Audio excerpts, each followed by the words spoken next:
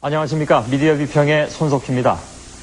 정치인을 선출하는 것은 국민이지만 그 정치인을 키우는 것은 언론인이라는 말이 있습니다.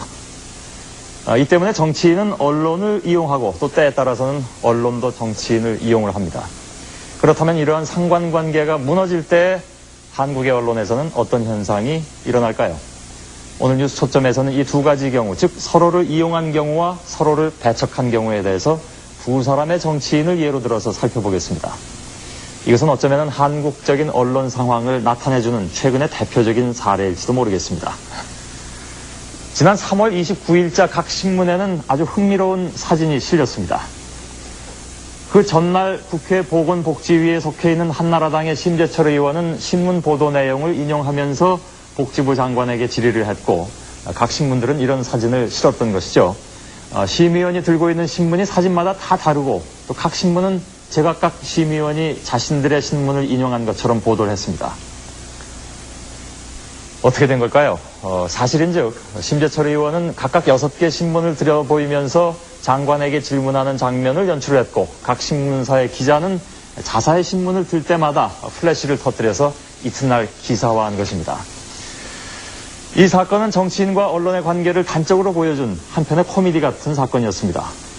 유권자들에게 자신의 존재를 알려야 하는 정치인들로서는 어떻게든 언론의 관심을 끌기 위해서 애쓸 수밖에 없습니다. 그래서 심지어는 자신을 비판하는 기사라도 좋으니까 그저 신문에 이름 석자가 나오기만 하면 좋아한다는 말도 있습니다. 그래서일까요? 언론이 특정 정치인을 공격하고 싶을 때는 강도 높은 비판 기사를 계속 쓰는 것보다 아예 기사 대상에서 제외시키는 것이 훨씬 효과적일 수 있다는 얘기가 나옵니다. 언론에서 다뤄주지 않는 정치인, 결국 별 영향력이 없는 정치인이 되는 거 아니겠습니까?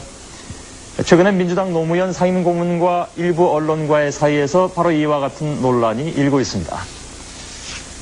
지난 5월 22일에 민주당의 노무현 상임고문은 정부와 노동자 사이의 중재를 위해서 대우차 부평 공장을 찾았습니다.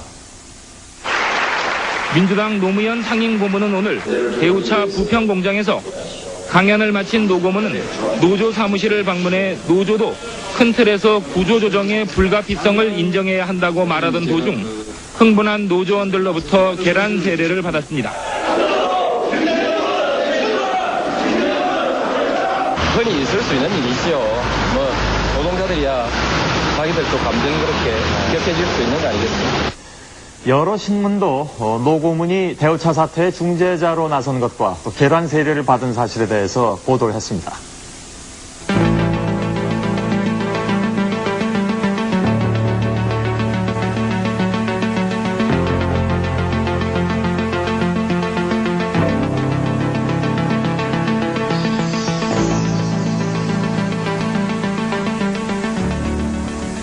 또한 노고문은 대우차 방문 다음인 23일과 24일에 국민정치연구회 특강 등을 통해서 특정 언론과 또 한나라당 이회창 총재에 대해서 강도 높은 비판 발언을 합니다.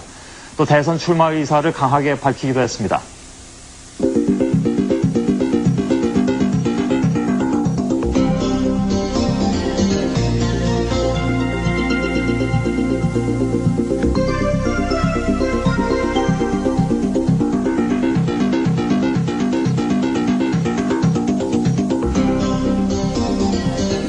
자, 그런데 이처럼 며칠 사이에 노고문의 일련의 행보에 대한 기사가 각 언론에 보도되고 있는데 반해서 유독 조선일보와 동아일보만 일체 관련 기사를 다루지 않았습니다.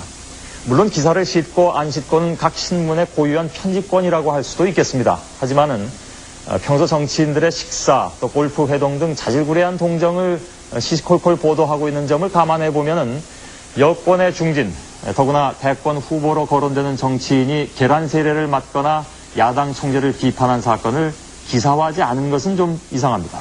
이에 대해서 한겨레 신문은 이런 분석 기사를 싣고 있습니다. 대통령 후보로 거론되는 정치인 중 유일하게 언론 권력을 비판하고 있는 노무현 민주당 상임고문의 최근 행보에 대해 일부 신문이 관련 기사를 전혀 싣지 않아 또 다른 형태의 노무현 죽이기 아니냐는 말들이 나오고 있다.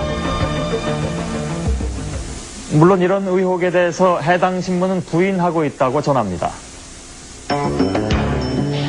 이에 대해 조선 조선일보 쪽은 노고문의 발언이 다른 기사에 비해 비중이 낮다고 판단해 쉽지 않았다고 밝혔으며 동아일보도 초판에 관련 기사를 실었으나 후속판에서 빠졌다고만 밝혔다. 하지만 이렇게 두 신문이 의도적으로 외면했다는 의혹은 노고문이 장관으로 재직 중이던 올해 초에 이른바 언론과의 전쟁 발언 당시를 돌이켜보면 상당히 설득력을 가집니다. 노무현 해양수산부 장관이 언론사는 당연히 세무조사를 받아야 한다고 치고 나왔습니다. 그러면서 노 장관은 세무조사에 반대하는 언론과 싸울 수 있는 정치인이 필요하다고 말했습니다. 당시 조선 동아일보는 사설을 통해서 즉각 비판에 나섰습니다. 과거 어느 독재 정권 시절에도 들어보지 못했던 놀라운 발언이다. 한마디로 이는 언론이라는 것이 당장 압살해버리지 않으면 안 되는 무슨 악마 같은 존재라는 망상에서나 가능한 발상이며 극단적 흑백론에 사로잡히지 않는 한 입에 담기조차 어려운 발언이다. 노 장관은 이제는 정권이 언론과 전쟁 선포도 불사해야 한다고 주장했다. 전쟁 선포를 해야 한다니 언론과 정권이 적대적 싸움의 상대란 말인가. 네, 이때만 해도 노고문에 대해서 정면으로 대응을 했었지만은 이후에는 노고문 관련 기사를 일체 다루지 않는 방식으로 선회했다는 것이죠. 그전에 조선일보 하면 저에 대한 기사를 어떤 것은 없는 것도 만들어서 마구 썼거든요. 요 최근에 것은 제가 조선일보에 대해서 이제 정면 대결을 하고 나서니까 아예 따돌리기를 시도하는 것이죠. 맛 좀 봐라. 정치인이 결국 신문과 싸워서 견딜 수 있는 거 한번 보자. 우리 신문에서 이름이 빠진 정치인은 살아남을 수 없어. 뭐 이런 의도 아닌가 싶습니다.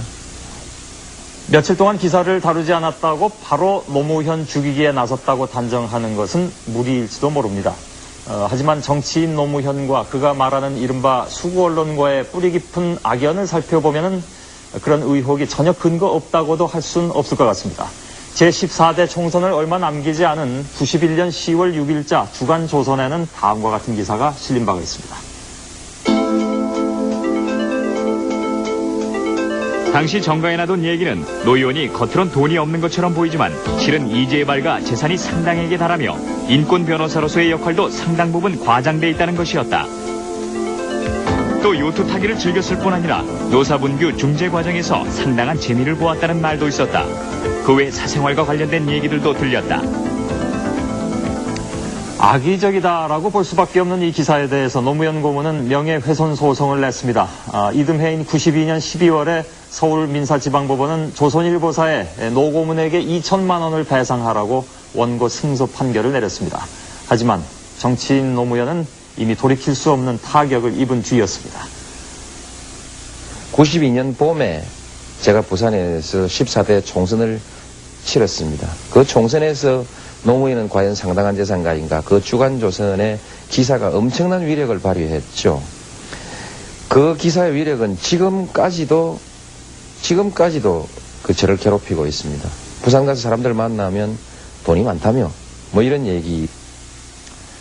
노무현 고문의 이른바 수구 언론과의 전쟁에 민주당 정범구 의원 등의 몇몇 정치인들도 동조를 하고 나섰습니다. 이에 대해서 무모하다, 결국 손해볼 일을 왜 하느냐, 이런 우려의 목소리도 있습니다. 그러나 이러한 움직임이 정치권에 새로운 변화를 가져올 수 있다는 시각도 있습니다.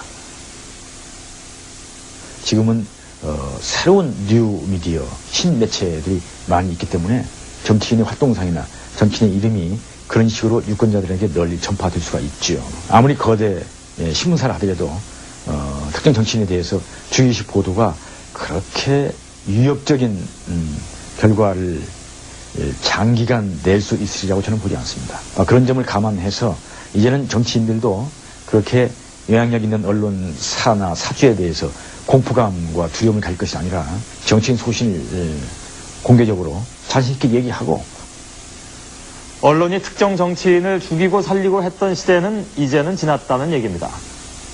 언론이 정치를 좌지우지할 수 있다는 시대착오적인 자만심을 버리고 객관적이고 공정한 잣대로만 기사의 가치를 판단할 때, 또 정치인 역시 더 이상 언론의 눈치나 살피는 행태를 버릴 때 비로소 우리 언론과 정치 문화의 한 단계 성숙한 모습을 기대할 수 있을 겁니다.